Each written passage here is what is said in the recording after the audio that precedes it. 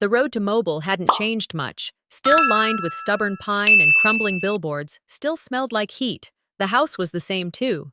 White shutters, red brick, magnolia tree out front, leaning a little more each year, but never quite falling. I hadn't seen it in a while, but I could have described every crack in the porch from memory. When I pulled into the driveway, Mom was already on the front steps, arms crossed like she'd been waiting since dawn. She didn't wave. "Glad you're here," she said. "We've got a lot to get done. Your sister's spa trip ends tomorrow." "No, how was the drive?" "No, it's good to see you. Just logistics." She turned and went inside before I even closed the car door. I spotted the guest list pinned to the side table just inside the foyer, printed in gold. Eloise's name, bold, mine, smaller, subtext in font size. I almost laughed. Almost. 3 weeks out from the wedding, and I already felt like a guest in someone else's show. The guest room still had that same floral wallpaper I hated when I was 12. Still smelled like lavender and old perfume. I opened the closet, half expecting dust, maybe mothballs. Instead, it was stuffed with clothes, none of them mine. Eloise's old blouses, dresses from college, a box labeled wedding keepsakes with her name in calligraphy, no room left for anything I brought. I dug into my suitcase and started folding my own things into the drawers. One smelled like her lotion. I knew the scent, pear and vanilla. That smell used to make me nauseous. Still does. On the dresser sat a photo in a silver frame. Me, at maybe 7, wearing one of Eloise's hand-me-downs, smiling like it fit. Back then, everyone said it was adorable. I used to believe them. They called it sharing, tradition. I see it differently now. It was erasure dressed as generosity. Some kids inherit land.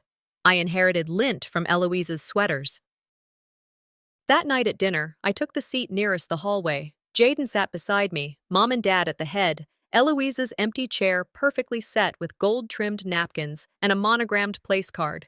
She was still at the spa. Mid-meal, Mom dropped it like a casual suggestion. "We'll need to push the wedding back a week," she said, buttering her biscuit like it was just another Tuesday. "Eloise's retreat overlaps the date." She didn't look at me. No one asked how that would affect the caterers I'd booked or the travel plans I'd already confirmed. Jaden looked over. His fork paused halfway to his mouth. But he didn't say anything. "It's just a week," Mom added, sipping sweet tea. "Not a big deal." No one mentioned that my name was on the invitation, not hers. After dinner, she handed me a list, printed, color-coded. "You can handle the details," she said. "You're always so good at keeping things moving. Reprint seating charts. Finalize table layouts. Choose napkin folds." I smiled, nodded, took the list like it wasn't a slap. It wasn't a request. It was an assignment. Later that night, at the big dining table, the family gathered like nothing had shifted.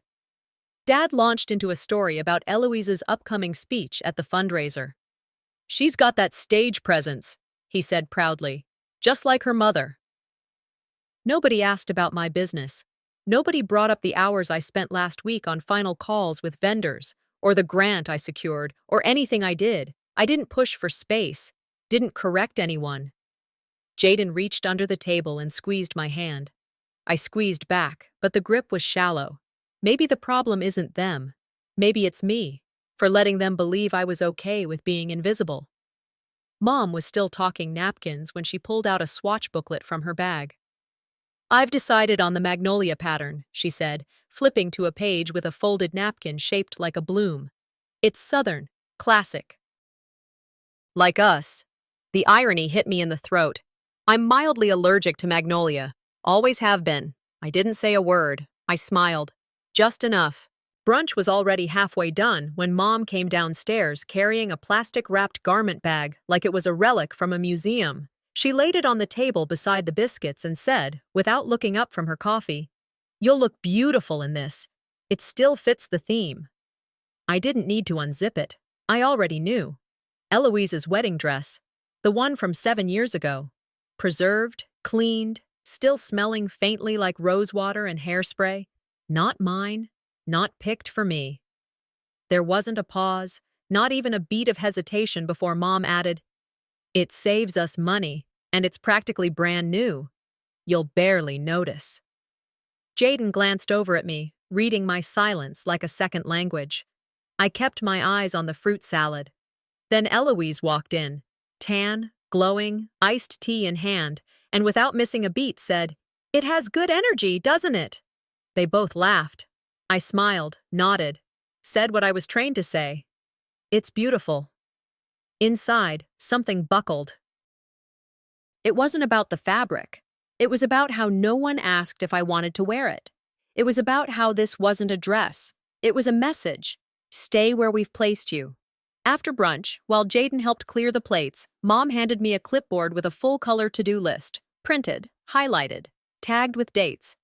"You're so good at organizing. I trust you with the important parts." I flipped through the pages. Vendor follow-ups, escort cards, delivery times for folding chairs, 24 items I hadn't agreed to, but were now mine to carry. "I can help with some of this," Jaden offered. Mom smiled tightly. "No need.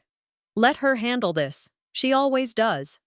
Eloise chimed in, perched lazily on the arm of the couch. "It's your wedding, Radley. Might as well make it yours." That line stuck, as if this pile of chores was the same as presents, as being seen, as being celebrated. I carried the clipboard upstairs like it was a weight belt. Late that afternoon, I was out back adjusting the string lights while Jaden double-checked the folding tables. The air was thick, humid, clinging to everything. Mom walked by, talking loudly into her phone.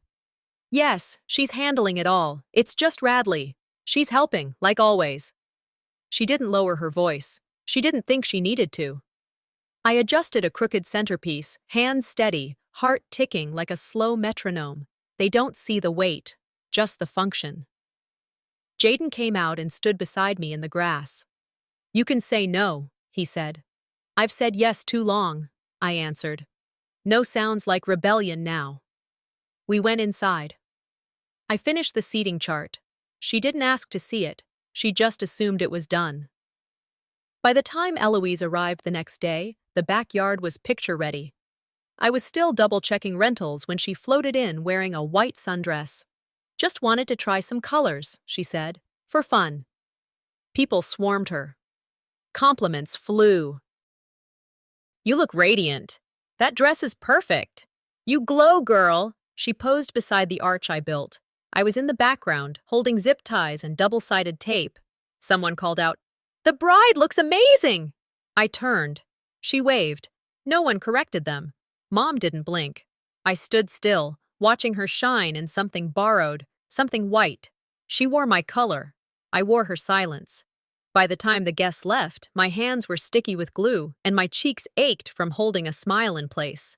That night, I didn't change clothes. I laid on the bed in the same shirt I'd worn all day, staring at the clipboard still sitting on my nightstand. Every item crossed off. My dress hung in the corner, still in the bag, still hers. I looked at it and said aloud to no one, "I don't know whose wedding this is anymore, but it doesn't feel like mine."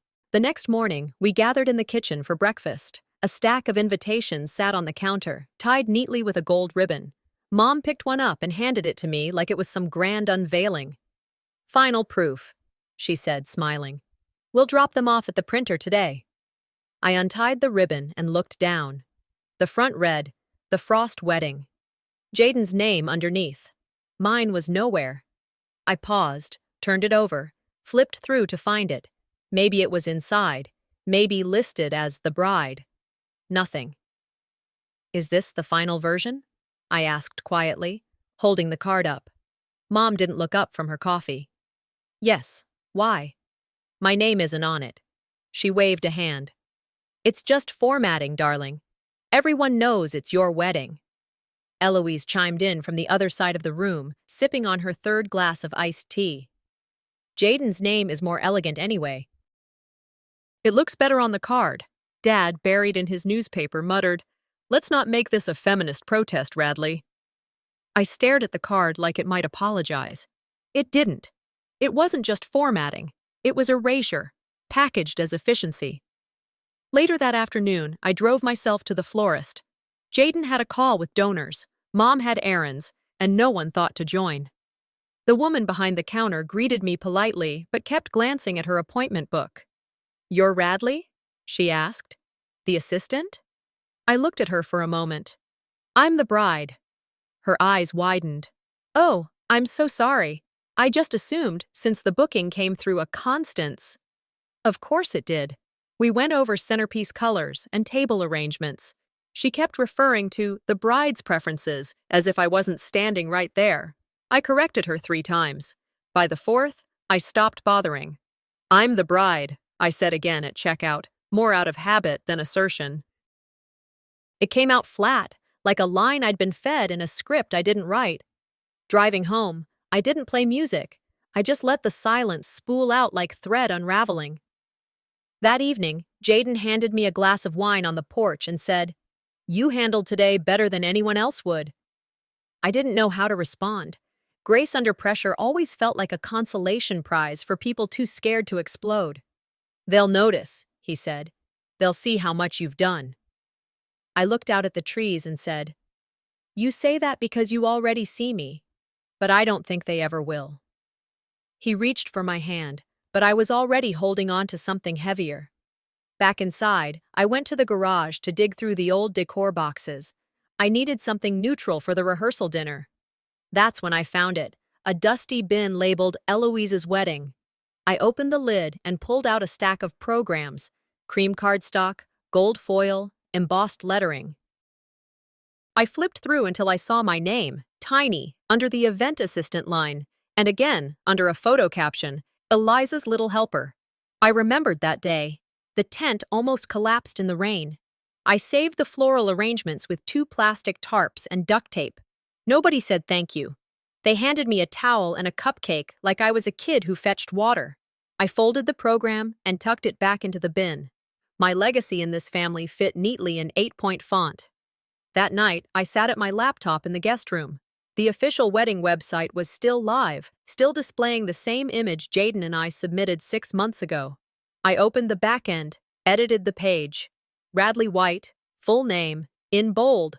No announcement, no declaration. I just did it. Let them print what they want. The digital record would know I existed. It wasn't a revolution, but it was the first square inch of space I carved out for myself. 10 days out, we had brunch at the house. No reason, no announcement. Just one of those gatherings that Mom called casual and somehow still had printed menus. I heard her whisper to Aunt Ruth in the kitchen. Something about a special presentation. I didn't ask. I just waited, stomach half full of eggs I didn't taste. Midway through, Mom stood, tapped her glass. "We're so blessed," she began, resting a hand on Eloise's shoulder. "She's been the anchor of this family. Through everything." "Through everything?" I blinked. She continued. "And today, I wanted to show my appreciation." A box was handed over, wrapped in gold, ribboned tight. Eloise peeled it open like she already knew what was inside. A Rolex. New. Silver and gold band. Sapphire dial. "She's earned it," Mom said. "This is just a token of lifelong appreciation." I looked down at my plate. My name hadn't come up once. No gift, no thank you, not even a toast for the bride.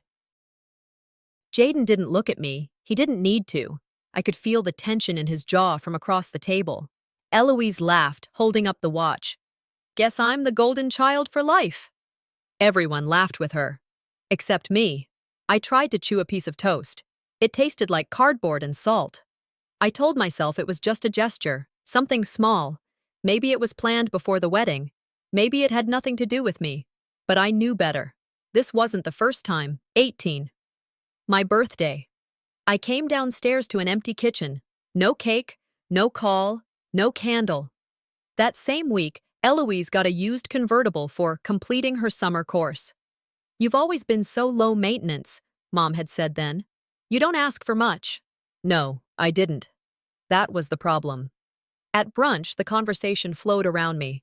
I heard my name once, when someone asked if I could refill the orange juice. And I did. Eloise said something else. I didn't catch it. I just remember the way she leaned back and grinned. They laughed again. I felt myself detach, like someone pulling the plug on sound. This wasn't new. It was just louder now. After the plates were cleared, I stepped upstairs and out onto the balcony. It overlooked the backyard where the ceremony would be held. I stared at the string lights I had installed 2 nights ago. The sun was too hot. The air felt heavy. Someone stepped out beside me. "Hey," said a voice I hadn't heard in a decade. Sarah, from high school. She looked older but still had that same softness in her voice. We didn't hug. We just stood there, both staring out like there was something worth watching. After a while, she said, "Your mom once told me you were the easiest child to ignore." She said it like she wasn't sure I'd remember her. Like maybe I wouldn't remember the weight of that sentence. But I did. I froze. Didn't speak for several seconds. "At the time," she went on, "I thought that meant you were peaceful. Now I think it meant they never saw you." It wasn't said in anger, just truth. I nodded, once. She didn't apologize. She didn't need to. She left after a minute. I stayed another 10, watching nothing. That night, after everyone had gone home, I sat alone in the guest room with my phone in hand. I opened old texts from Dad, logistics, hotel confirmations, time slots. Not one said, "How are you feeling?" Not one said, "Proud of you." I opened my notes app and typed, "What would happen if I stopped saying yes?" I didn't delete it. Then I thought about Sarah's voice. "They never saw you." It looped in my mind. Not like a memory, more like a warning. I pulled up our wedding registry, deleted 2 items I'd only added because Mom said we should have practical pieces. Gone. Let's see if anyone notices what's missing. No rage, just recalibration. Just before midnight, I opened my laptop again. Typed an email to the wedding planner. Subject, change to reception program. "Hi, please remove the family legacy tribute video from the reception agenda. Thank you." At the bottom, I added one line. "Some legacies are better left undocumented." I was alone in the kitchen when Aunt Ada knocked, 3 soft taps against the screen door, like she wasn't sure she should be here. I let her in. She didn't say much, just held out a manila folder, sealed and a little creased. "I shouldn't be doing this," she said, but I couldn't stomach it. Inside were 2 documents, property deeds, side by side, same parcel of land. Grandma promised me the summer I turned 23. I still remembered her saying it, "You're the one who'll make something of it." Only one deed had my name. The second had Eloise's. Newer, notarized, legal. "It was switched?" I asked, even though I already knew the answer. "Your mother said it would simplify things," Ada whispered. "She told me to keep quiet. I didn't want to cause tension." I blinked. Why didn't Grandma say anything? "She trusted your mother to do the right thing. That's where she went wrong." I didn't cry. I didn't raise my voice. But something in my stomach hardened. This wasn't about land. It was about who gets remembered, who gets claimed as part of the story. Later that evening, I sat at the table comparing both deeds, dates aligned, signatures clean, one vanished name, mine. I went digging through the file bin in the hallway and pulled out the bank letter from 3 years ago. The one where I was supposed to be listed as co-beneficiary with Eloise. Nope, only her name. Jaden walked in, saw the papers spread like puzzle pieces, and said nothing for a moment. Then softly, "Is this what I think it is?" I nodded. I thought it was favoritism. Turns out, it's policy. It wasn't just me being left out. It was me being rewritten out. The next morning, I found Mom in the den. "Did Grandma leave that land for me or not?" I asked. She didn't flinch, just turned the page in her magazine. "You have a life. You won't stay here. Eloise will." It made sense. "And the bank account? It's not like you needed it. You and Jaden both work." I waited, gave her space to rethink her words. She didn't. Then she looked up, calm as ever. "You've always been manageable. That's why I never worried about you." That sentence landed harder than anything else. Not mean, not loud, just true. In her mind, I wasn't overlooked. I made myself easy to forget. She stood up, like the conversation was over. I opened my notes app and typed, Being easy to love is not the same as being invisible. That night, I walked through the backyard. The arbor was up. The lights were strung. All things I did with my own hands. But it felt like someone else's wedding. I sat under the archway, holding both deeds in my lap like ghosts I couldn't send away. Jaden found me there. Didn't say anything, just sat down beside me and waited. "How much of my life," I whispered, "has been rewritten while I was being agreeable?" He didn't answer. He didn't need to. Later, I went upstairs and scanned both deeds. Attached them to an email addressed to Aaron, an old friend from college who'd gone into law. Subject line, "Consult after wedding weekend." After clicking send, I copied the documents to a USB and tucked it inside a folder labeled Reception Materials. Then I opened the shared wedding folder on the cloud, where Mom still had full access, and deleted the master seating chart. That was mine now. I leaned back in the chair and stared at the ceiling fan, slowly turning above me. Let's see what happens when I stop making it easy. Mom didn't ask if I was free that morning, just sent a text that said, "Final fitting, 9 a.m. living room." I came downstairs in loose jeans and a t-shirt, hair still damp. The dress was already waiting, draped over a mannequin like a prize, or maybe a warning. Eloise sat on the sofa with a smoothie in hand, legs crossed, smile barely there. Mom stood behind the mannequin, pins ready, her eyes scanning me like a seamstress on autopilot. "Let's get you in," she said. I stepped behind the folding screen, peeled off my clothes, and slipped into what was supposed to be mine, but had never been meant for me. It was tight. Not the kind of tight you adjust to, but the kind that tells you you don't belong. I walked out, barefoot on hardwood. Eloise tilted her head. "It still fits?" Mom walked around me, tugging at fabric. "Just hold your breath. It'll fit. Beauty is about effort." The zipper strained. The bodice didn't sit right. My shape had been carved out of the dress, literally. I stood there, hands clenched behind my back, humiliated but still. My face neutral, my lungs burning. This wasn't about saving money. It was about shrinking me. After the fitting, I went back upstairs and checked the RSVP list. Just habit by now. But two names were missing. Tasha and Nia. Friends who'd known me since college. Friends who booked flights weeks ago. I asked Mom casually, "Did you remove a couple names from table 4? "They didn't confirm properly," she said without looking up. "Eloise invited her college girls instead. You still have Jaden, don't you?" I nodded, said nothing more. Inside, I started counting. The dress, the date, the gift, the friends, the conversations, the space. All of it. Gone. It wasn't neglect. It was replacement. That afternoon, Jaden found me on the side porch, sitting on the edge of the swing with a folder in my lap and no expression left to offer. "You don't look like a woman getting married," he said quietly. "You look like someone being framed into a painting." I exhaled slowly. "You're not wrong." He crouched beside me. "We can leave today. You don't owe them a performance." I shook my head. "Not yet. If I walk away now, they'll make it a footnote. Another dramatic exit from the difficult one."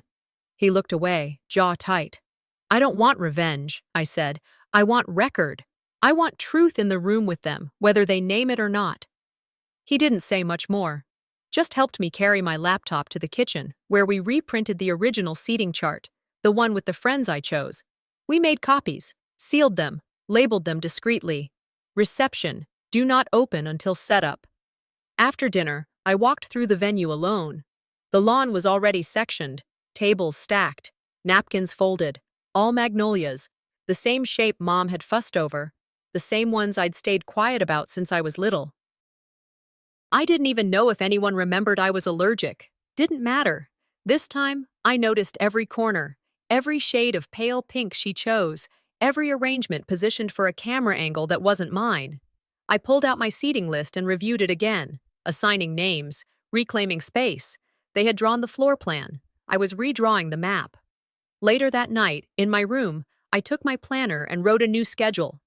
backup playlist for the DJ, slide timing, seating reveal, lighting cues. I didn't share it with anyone, didn't ask permission. I just labeled it, "Do not share." Then I sat back, pen tapping my lip. They'd spent decades expecting me to be quiet. Let's make that a mistake. By 6 that evening, the dining room had been rearranged to face the mounted TV. Folding chairs lined up like a church hall. Mom called it a casual video run-through, but the look in her eyes said this was a performance.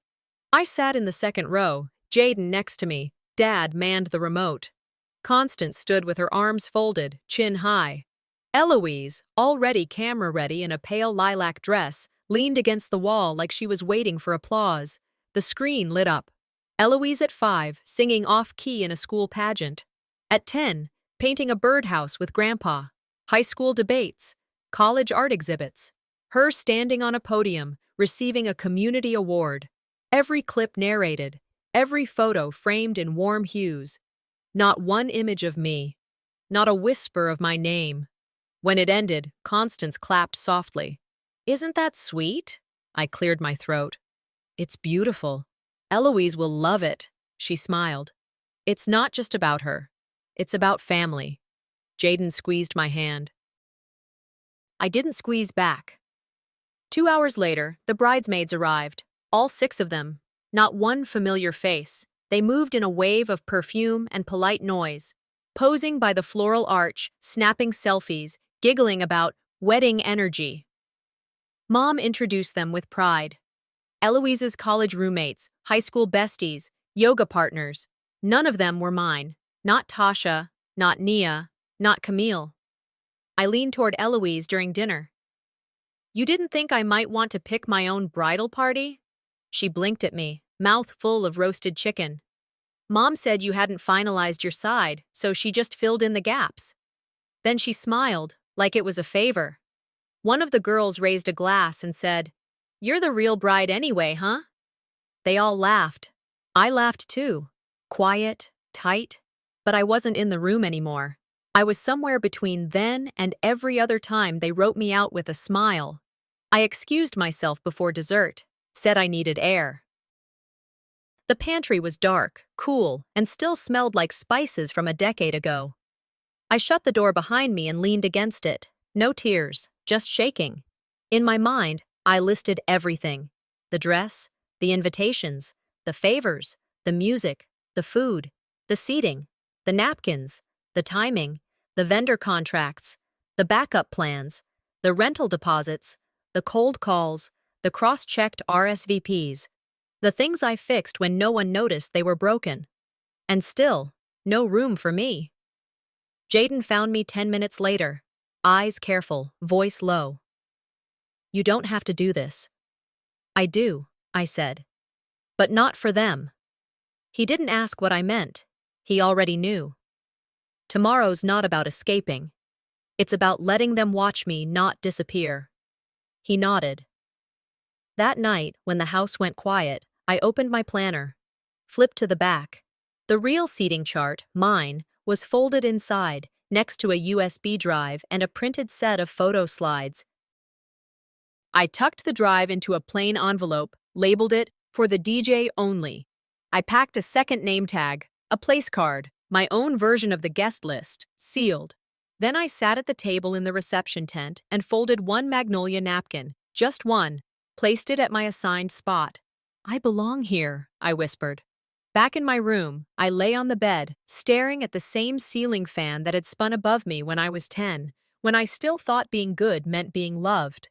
Tomorrow, I didn't need to be loved. I just needed to be seen. I woke up before the sun, not from nerves, those had burned out 2 days ago, but with a kind of clarity I couldn't shake. Jaden knocked once before stepping in. His face said it before his mouth did. "They changed the video." I didn't speak. I just stared at him. He sat beside me on the bed, laptop already open. Clicked play. Gone was the version I spent nights stitching together. Footage of me building the event. Early dance recitals where I was cut from the group shot, but still clapped from the back row. Birthday candles no one else remembered. Instead, it was Eloise. Again. Same clips as the family tribute night. More polished, more rehearsed, less honest. There was one framed photo set up in the reception hall, Jaden added. Family photo. My hand cropped out. I got dressed, tied my hair back, slipped the USB drive into my jacket pocket like it was a weapon. Downstairs, I found the tech team setting up. Who replaced the file? I asked. Your mother brought a new one last night, the guy replied without looking up. Said she had final approval. She doesn't. They looked up now. I handed them the USB. You'll use this. Nothing changes unless I say so. Got it? They nodded, and just like that, my betrayal turned into a command. By noon, the guests had started arriving. I stayed behind the curtain, watching Eloise float through the crowd like a social director. The gift table was full. I spotted one wrapped in blush paper, tied with a gray ribbon that matched our color scheme exactly. I flipped the card over. It read, For Eliza, for your wedding day. May it be as beautiful as you are. Of course it did. I set it aside, rewrapped it, and smiled when people passed by. Later, Eloise found me backstage and laughed softly. Guess I'm getting all the gifts today, huh? I looked her dead in the eye. Your name's in permanent ink. Mine's always been in pencil. She blinked. Looked around to see who had heard. 2 guests nearby froze. Good. At 2:30, I was in the corner adjusting centerpieces, again, when a photographer's assistant tapped me on the shoulder. Hey, can you tell the bride we'll start photos in 15? I turned slowly, smiled just enough. I am the bride. She flushed, mumbled an apology, walked away. Guests nearby shifted, whispering. Jaden joined me a minute later. That was the last time someone won't recognize me, I said. His hand on my back told me he understood the weight in those words. When the reception started, Eloise gave the first toast. She thanked everyone who made this beautiful day possible, including Mom's vision, Dad's steady hand, and the legacy of our family that keeps us grounded. The lights dimmed. The slideshow began, but it wasn't Constance's version. It was mine. It started slow, clips of Eloise, sure, but then panned to me behind her, fixing a dress hem, arranging chairs, putting out a small fire in a trash can during her birthday party. Then childhood recitals, ones where I was left off the program but stood clapping anyway. A split screen, her on stage, me in the crowd. The fitting last week, filmed from my phone, where the dress dug into my ribs and Mom said, "Beauty is about effort." Then the last slide, a photo, the one from the hallway. Eloise beaming center stage, my hand barely visible at the edge. Under it, the caption read, "This is the last time I'm cropped out of my own life." The room went still. I stood up, walked to the mic. No script. My name is Radley. I'm the bride. I brought the flowers, the music, the silence you just felt, and the truth. I looked across the room. My voice didn't shake. I thank those of you who saw me. And for those who didn't, now you can't say you never had the chance. I turned to Constance. The best thing you ever taught me is that love without acknowledgement isn't love at all. I placed the mic on the floor and walked away. I woke before the sun. There was no alarm, no call. My body just knew it was time to go. The house was quiet. Not that kind of silence where people are still sleeping, but the kind after something's been said that can't be taken back. The kind you don't disturb. My bag had been packed since the night before. I left it by the door and didn't look back at the room, the dress bag still hanging crooked in the closet, the printed copy of the seating chart I never gave them. Downstairs, the tables were bare now. The floral arches sagged under their own weight. Chairs pushed out like no one cared how they left them. Jaden was waiting in the car, engine running. He didn't ask questions. He never did when the answers would only reopen wounds. I stepped outside, pulled the door shut behind me, and walked to the car with both feet on solid ground for the first time in years. We pulled out slowly. I stared straight ahead. As we passed the house, Jaden reached to adjust the rearview mirror. I stopped him. "Leave it," I said. "I don't need to watch it get smaller." Sometimes the most powerful goodbye is the one you don't give out loud. This wasn't escape. This was release. By noon, my phone had rung twice. Constance. I didn't answer. I expected a guilt trip. What I got was silence, followed by a third ring. Eloise. The message came 5 minutes later. You really went through with that? I stared at it, took a screenshot, archived it. They wanted me quiet for so long. Now they didn't know what to do with the echo. Dad's message came next, something about keeping family matters private. I read it once and replied, "This wasn't private, it was personal." Big difference. He didn't write back. The next day, I met Aunt Ada at a quiet cafe halfway to Atlanta. No decorations, no small talk, just two women who'd both seen too much to be polite anymore. She pushed a small envelope across the table. "I should have given you this sooner," she said. "I was scared, but not anymore." Inside was a letter. Grandma's handwriting, slanted, elegant, direct. "Radley, I see you. I always did. I know it didn't feel like that. But I left this with Ada for a reason.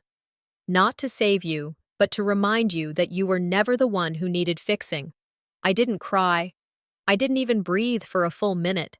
I just ran my fingers across the ink like it might disappear if I blinked too long. "You didn't burn the bridge," Ada said. "You just stopped building it alone." I nodded. Back in Atlanta, Jaden and I unpacked slow. There was no rush. We didn't speak much. There was no need. I placed the mic I had dropped on the reception floor on our bookshelf, next to the invitation. This one had my full name printed in serif font, bold and centered. I found the magnolia napkin folded in half at the bottom of my suitcase. Probably fell from the box as we loaded the car. I smoothed it out and set it on our kitchen table. This time, I choose where it goes. This time, it's mine. That night, I opened a blank email and addressed it to myself. Subject line, "For the next time they try to diminish you." I wrote down every moment. The silence, the edits, the way they skipped my name, the way I reinserted it, what it cost, what it gave back. At the end, I typed, "Dear me, you weren't dramatic, you were deliberate, never confuse the two." I hit send, closed the laptop, didn't read it. I didn't need the house. I needed a home, and I finally built one.